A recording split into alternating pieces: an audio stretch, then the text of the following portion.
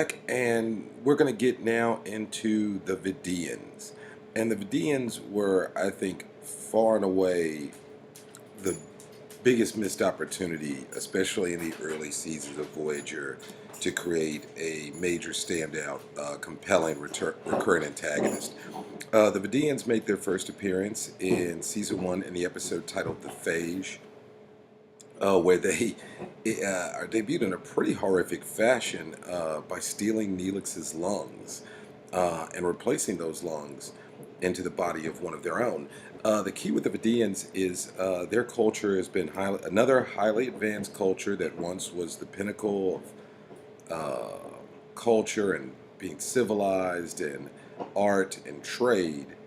Once again in the Delta Quadrant, gets knocked down a peg or two by this brutal infection called the phage, which basically kind of rots away their organs and tissue, and so they have to replace those organs with other races.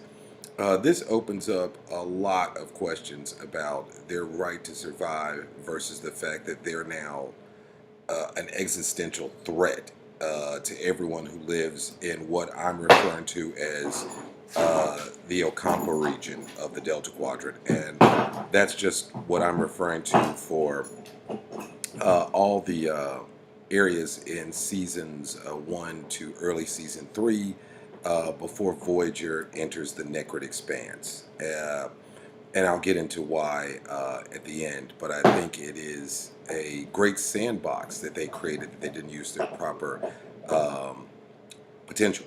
So when getting back to the Vidians, you had a great opportunity to play with the fact that you have this entire culture that for about 2,000 years has been fighting a losing battle with this horrible, fatal, painful disease. And it gives you the opportunity to really play with body horror with them, with their makeup and the different patches of skin and organs, but more to the fact that they could be used to evoke sympathy from the audience, like Denora Pell in Life Signs, where she had the romance with the doctor, but they can also be used to invoke horror in the episode Faces, where B'Elanna gets split in two and that poor crewman gets his face cut off because the Vidian's trying to make time with Torres. I think the Delta Quadrant's a rough place. A lot of creepy dudes.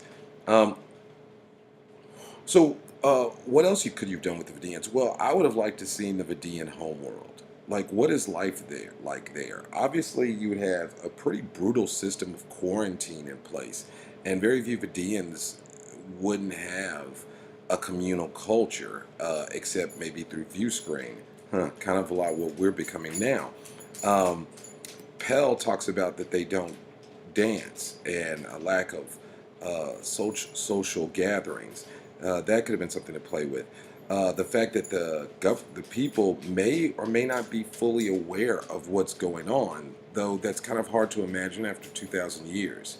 Um, the fact that there's a profession called a Hanata, which are people who take up ships and go out body harvesting organs. Uh, the idea that you have a whole profession of that in your society. So the Vidians can be horrific villains. They can be played for horror. They can be played for sympathy. They can be played for questions about medical ethics. And I think the Vidians played a much bigger role in Voyager. But how I could have made the Vidians cool is that you have to be able to show the audience all of those things while still dealing with the plot conceit that Voyager is moving from A to B. And so, how do you justify them continuously running into the same races over and over again? Well, there's a very simple reason, and that reason was given to us in the episode Faces. B'Elanna Torres' Klingon DNA could possibly be a cure for the phage. Well, so now, look at that from the Vidians' point of view. They now, after 2,000 years of suffering under this disease that's almost wiped out their culture, they hear that there's this alien from the other side of the galaxy whose DNA may contain the key to the survival of their entire civilization. They would follow her to the ends of the earth and to the ends of the galaxy. So what do? You create an anti-Voyager. You start off with introducing this political operative, this female Vidian political operative, who comes on board this Hanada's raiding vessel. And through order of the government, she's commandeering his vessel and bringing his people into government service under her command. And so there'll be this kind of tension between him and her, mirroring the tension between Janeway and Chakotay, or the tension we wish we had seen. And so you have this mixed crew where she's brought in some of her own people from the government, from the Department of Health, and the Hanada's crews worked with him for years. And so you could explain that their mission is to kidnap and bring back B'Elanna Torres, and that this ship has been modified with the latest Vidiian technology for tracking her down, and how different members of the crew could have scenes where they're talking back to their families back home and wishing them luck for their mission, or the chief engineer being ordered to set up the ship to be run on autopilot because they may not all survive the trip back. But the important thing was getting B'Elanna's genetic material for their families. Give you a scope of who they are and where they come from, and you could show all these different dimensions of the Vidiians through the crew.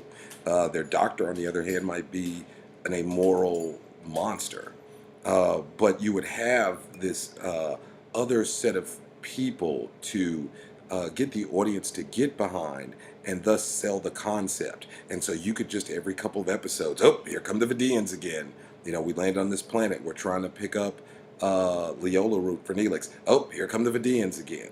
Or just have them being doggedly pursued and hunted by this hostile crew, but you could identify with the desperation of the Vidiians, because you know they're not just fighting for their lives, but for the lives of every person they know and love. And while they may be different members of the crew may ethically have different opinions about what they're doing, as time goes on with their each appearance, they're starting to run lower and lower on organs. The phage is starting to take its toll on the crew, and so you can have them slowly descend into madness and desperation as they're on this suicide run to save their entire culture. So they could be, in a weird, macabre way, heroic at the same time.